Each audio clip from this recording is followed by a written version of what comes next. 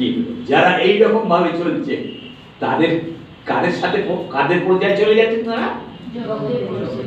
জগতের পর্যায়ে কতজন গেছিল? 12 জনের মধ্যে। তার মানে আপনারা ওই দলের পার্টি। 이제까지 여러분들의 삶을 인도하신 하나님이 앞으로의 삶도 인도하실 줄로 믿습니다. সেই জন্য যে ঈশ্বর আপনাদের সাথে আছে, এই দুজন তাদের নাম কি ছিল? কালেব আর যহোশুয়া। এরা বলেছিল ঈশ্বর আমাদের সাথে থাকলে ওরা কিছুই নেই, ওদেরকে ফু দিয়ে উড়িয়ে দেবো, তাই না? আমাদের সেই ঈশ্বরের উপর সেই মানে সেই আস্থা, সেই নির্ভরতা। আমেন 아멘. 그런데 우리는 때로는 그런 하나님을 우리는 잊어버릴 때가 많습니다.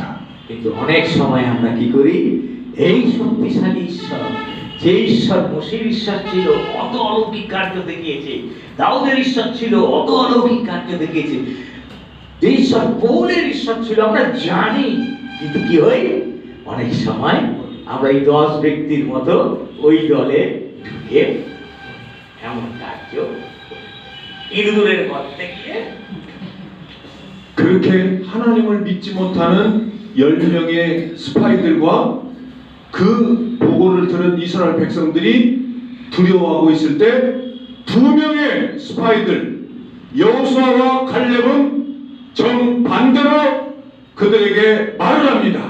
এবং তখন কি হলো, 10 জন সবাই নেগেটিভলি বললো সম্ভব না, আমাদের দ্বারা হবে না, আমরা 10 জন মানে মেজরিটির বেশি 3 জন হলেই হতো, তাই না? এই 2 জনের জায়গায় কিন্তু তার থেকেও বেশি লোক বলছে কি আমরা জিততে পারবো না। সেই সময় কে বেরিয়ে এসছে?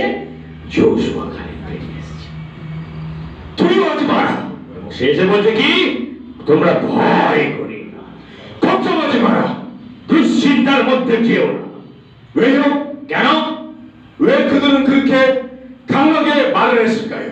কেন তারা সেই ধরনের কঠিন কথা বলতে পেরেছিল? 우리에게는 임마누엘 되시는 하나님이 있기 때문에 그 하나님이 우리를 반드시 그곳에 가서 그들을 하나님께서 다 물리쳐 주실 것이라는 확신이 있기 때문에 그렇게 담대하게 말을 했던 것입니다. কি হয়েছে? ইম্মানুয়েল। ইম্মানুয়েল মানে আমাদের সহিত ঈশ্বর। সেই ঈশ্বর আমাদের সাথে আছে।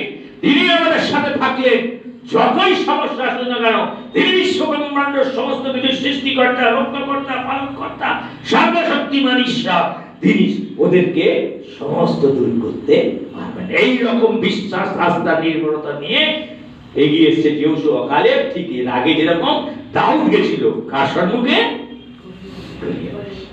세상에 우리가 믿는 전능하신 하나님을 이길 수 있는 누구가 혹시 있을까요?